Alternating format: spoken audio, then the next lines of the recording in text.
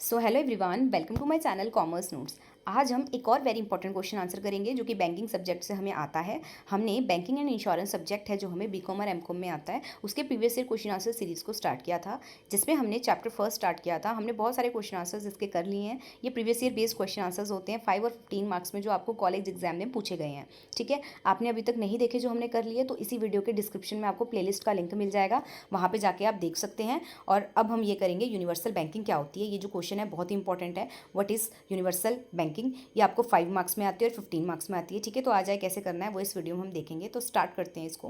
कह रहे universal banking refers to the financial system where a single bank provide a wide range of financial services. Universal banking जो है, इसका क्या मतलब है, ये एक ऐसा फाइनेंशियल सिस्टम है जहाँ पे एक सिंगल बैंक प्रोवाइड करता है बहुत सारी सर्विसेज। ठीक है, wide range of financial services के आपको प्रोवाइड करेगा, including both commercial and investment services. दोनों सर्विसेज के आपको प्रोवाइड करता है instead of specialization in just one area. अब ये नहीं है कि ये सिर्फ एक एरिया, जैसे मान लो ये स्पेशलाइज है सिर्फ एक ही एरिया में और वही सर्विसेज प्रोवाइड करता है, नहीं, ये बहुत सारी वाइड रेंज ऑफ सर्विसेज आपको, फाइनेंशियल सर्विसेज आपको क्या करेगा, प्रोवाइड करेगा। यूनिवर्सल बैंक ऑफर करते हैं a broad spectrum of banking activities under a one roof. मतलब कि जितनी भी एक्टिविटीज़ होती है, जितनी भी सर्विसेज दे सकते हैं ना, ये देते हैं। तो एक ही बैंक इतनी सारी सर्विसेज देता है, इसलिए हम इसे क्या बोलते हैं, यूनिवर्सल बैंकिंग। आगे देख लेते हैं मीनिंग। तो कह रहे universal banking is a type of banking system where जो वन इंस्टीट्यूशन ऑफर करता है वैरायटी ऑफ फाइनेंशियल सर्विसेज। ये जो सर्विसेज होती है इसमें रिटेल बैंकिंग आ जाती है, इन्वेस्टमेंट बैंकिंग आ जाती है, इंश्योरेंस आ गया, एसेट मैनेजमेंट हो गया एंड मोर, बहुत सारी चीज़ें आ जाती है। ये जो मॉडल है ये अलाउ करता है कस्टमर को कि वो एक्सेस कर सकते हैं मल्टीपल सर्विसेज को सिर्फ सिंगल बैंक से, एक ही बैंक से। ठीक है, फिर फीचर्स देखिए इसके, तो wide range of services provide करते हैं भाई ये, लाइक रिटेल बैंकिंग हो गई। रिटेल बैंकिंग क्या होते हैं, सर्विसेज फॉर इंडिविजुअल कस्टमर, उनको देते हैं ये सर्विसेज। ठीक है, जैसे कि सेविंग अकाउंट की facility, loan, credit cards and mortgages. फिर एक कॉर्पोरेट बैंकिंग भी होती है, जैसे सर्विसेज होती देते हैं ये बिजनेस को, जैसे कि लोन हो गया, क्रेडिट फैसिलिटी हो गया। फिर इन्वेस्टमेंट बैंकिंग सर्विसेज भी देते हैं, like under writing, merger acquisition, trading in securities. Asset management services भी देते हैं, लाइक मैनेज करते हैं इन्वेस्टमेंट फॉर क्लाइंट्स के लिए, इंक्लूडिंग म्यूचुअल फंड हो गए, पेंशन फंड हो गए। फिर आगे इंश्योरेंस सर्विसेज, ये ऑफर करते हैं various insurance product, like health हो गया एंड प्रॉपर्टी इंश्योरेंस हो गया। ठीक है, तो देखो कितनी सारी सर्विसेज क्या कर रहे हैं, ये वाइड रेंज ऑफ सर्विसेज क्या कर रहे हैं, प्रोवाइड कर रहे हैं। फिर आगे देखते हैं सिंगल इंस्टीट्यूशन। कह रहे हैं कि ये जितनी भी सर्विसेज दे रहे हैं एक ही बैंक देता है। ठीक है, एक ही फाइनेंशियल इंस्टीट्यूशन होता है वो देता है, जिससे कन्वीनियंट हो जाता है कस्टमर के लिए कि वो एक्सेस कर सकता है बहुत सारे फाइनेंशियल प्रोडक्ट को एक ही प्लेस से।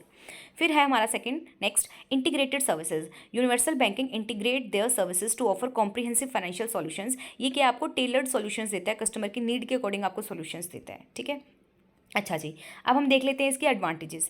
तो सबसे पहले बोल रहे हैं कन्वीनियंस। ठीक है, customer can manage all there financial needs. Customer manage कर सकता है सारी की सारी फाइनेंशियल नीड्स को सिर्फ एक ही बैंक से। ठीक है, उससे क्या है, उसका टाइम बचेगा, एफर्ट्स बचेंगे।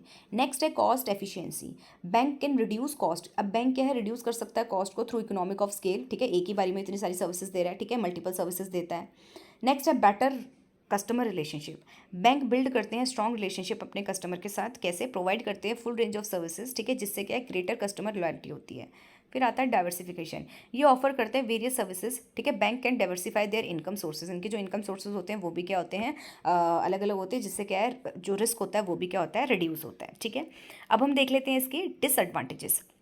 तो क्या कह रहे हैं, कॉम्प्लेक्सिटी। कह रहे हैं मैनेज करना वाइड रेंज ऑफ सर्विसेज। ठीक है, ये कहीं ना कहीं कॉम्प्लेक्स हो जाता है, जिसमें रिक्वायर होता है कि सिग्निफिकेंट रिसोर्सेज आपके पास होने चाहिए, आपके पास एक्सपर्टाइज होनी चाहिए। ठीक है, नेक्स्ट आ गया हमारा कॉन्फ्लिक्ट ऑफ इंटरेस्ट। कह रहे there is a risk of conflict of interest when the same institution offer both commercial and investment banking services. कभी कभी क्या होता है ना, कॉन्फ्लिक्ट ऑफ इंटरेस्ट अराइज हो जाता है, क्योंकि सेम बैंक कमर्शियल सर्विसेज भी दे रहा है, इन्वेस्टमेंट बैंकिंग सर्विसेज भी दे रहा है। ठीक है, फिर आ गया रेगुलेटरी चैलेंजेस।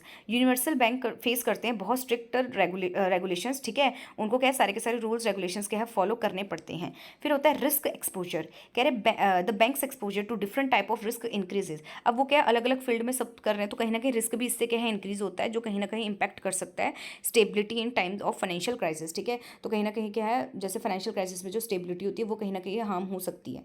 ठीक है, अब हम देख लेते हैं इसका कंक्लूजन। तो कंक्लूजन में क्या बोल रहे हैं कि जो यूनिवर्सल बैंकिंग है ना, ये कॉम्प्रिहेंसिव बैंकिंग मॉडल है, जहाँ पे एक सिंगल इंस्टीट्यूशन, एक सिंगल बैंक आपको प्रोवाइड करता है wide range of financial services को।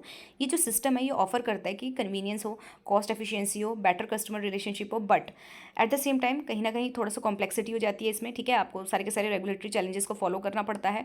ठीक है, और पोटेंशियल रिस्क भी होता है इसमें। पर जो यूनिवर्सल बैंकिंग है ना, ये बहुत ही इंपॉर्टेंट रोल प्ले करती है हमारे फाइनेंशियल सिस्टम में। क्यों, क्योंकि ये आपको ऑफर करती है इंटीग्रेटेड और diverse financial solution so that customer की जो नीड है वो क्या हो जाए, फुलफिल हो जाए, मीट हो जाए। ठीक है, तो हमने क्या किया, हमने की यूनिवर्सल बैंकिंग क्या होती है, हमने इसका मीनिंग देखा, यहाँ पे हमने इसका मीनिंग देखा, यहाँ पे भी मीनिंग देखा।